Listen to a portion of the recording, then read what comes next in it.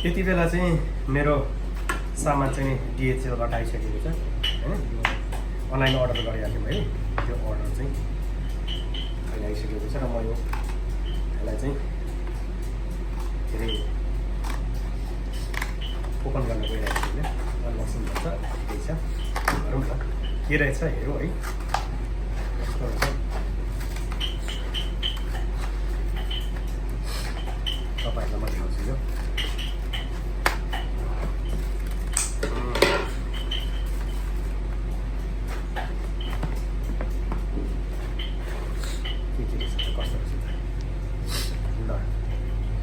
यो चाहिँ भनेको चाहिँ लेजरको चाहिँ हार्डवेयर वालेट हो।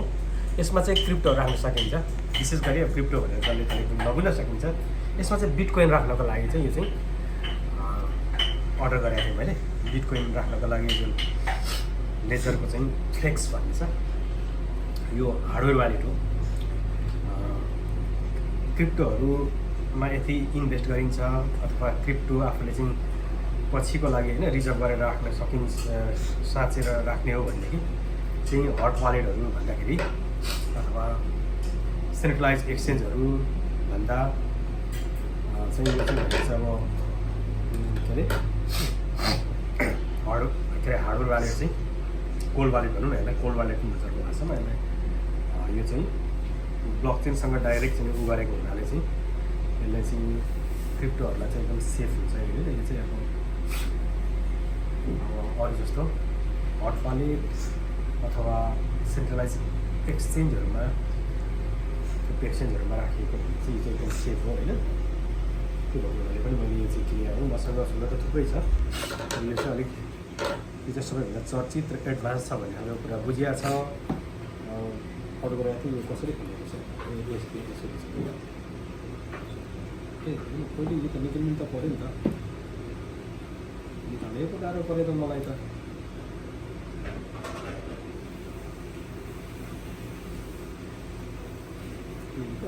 होइन यो त हुनुपर्ने यस्तो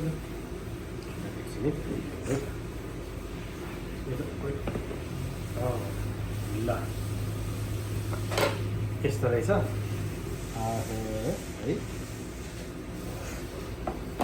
यो छ हार्डवेयर वालेटको चाहिँ यो भयो है।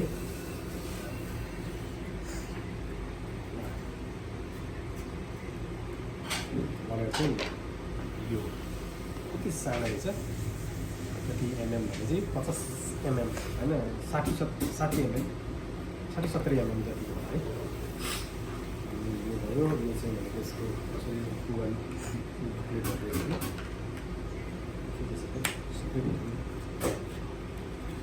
यो चाहिँ यो चाहिँ फास्टवेजहरू लेखेर राख्ने रिकभरी सिटहरू रेजहरू राख्ने रहेछ।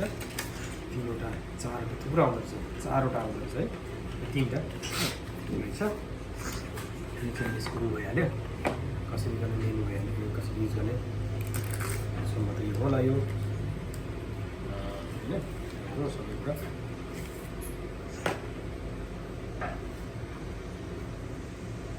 रिकभरी कि चाहिँ यहाँ राख्नुपर्ने हो नि के हो यो चाहिँ। यसको चाहिँ उ होला केबल होला होइन, चार्जर केबल चार्ज त गर्नु पऱ्यो पक्कै। यो स्क्रिन टच हो यो होइन।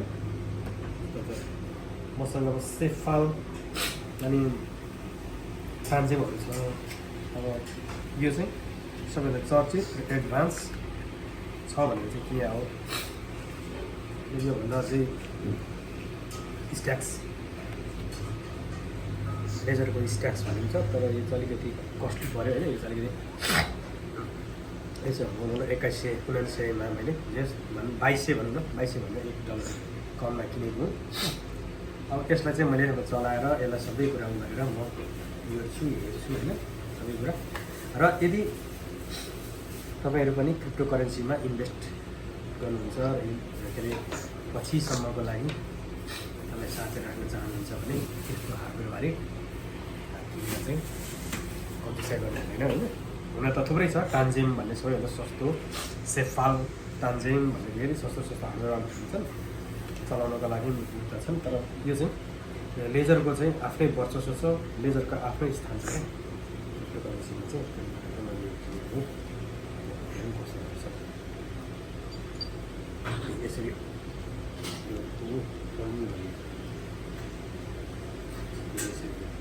यसरी टक्कसँग हजुर यसरी चाहिँ म यसलाई मजाले सेटिङ गर्छु, म यसलाई उ गर्छु है। यस तपाईँहरू पनि कोही पनि यस्तो उ गर्नुहुन्छ भनेदेखि चाहिँ क्रिप्टोकरेन्सीमा बिटकोइनहरू राख्न चाहनु फ्युचरको लागि राख्नै पर्ने हुन्छ। बिटकोइन नराखेर भनौँ न हामी समयसँग हामी भनौँ न अलिकति समयसँग अनुसार सामयिक होइन, त्यसले गर्दाखेरि बिटकोइन राख्नै पर्छ हो। हिजो हामीले सुनहरू किनेर नराखेर यतिखेर पछुताइरहेको छौँ भनेदेखि अब बिटकोइन नकिनेर राखिनँ भनेदेखि त त्यो धेरै नै दुर्भाग्यपूर्ण हुन्छ होला जस्तो लाग्छ मलाई चाहिँ। मेरो व्यक्तिगत मूल्याङ्कन चाहिँ सबैलाई त्यो विश्वास नहुन सक्छ। त्यही भएको हुनाले मैले चाहिँ यो के अरे लेजरको हार्ड वायर लेजर फ्लेक्स चाहिँ मैले यो किनेर चलाउने गरेको छु। यसमा के अरे बिटकोइनहरू क्रिप्टोकरेन्सी धेरै क्रिप्टोकरेन्सीले उ गर्छ, सपोर्ट गर्छ। यसमा चाहिँ म खास गरी बिटकोइनहरू राख्ने गर्छु। यो फ्युचरको लागि मैले चाहिँ जो लङ टर्मको लागि चाहिँ राखेँ भन्ने उहरू चाहिँ म यसमा राख्छु, सेभ गर्छु। तपाईँहरू पनि गर्नु होला है त, यति भन्नको लागि हस्।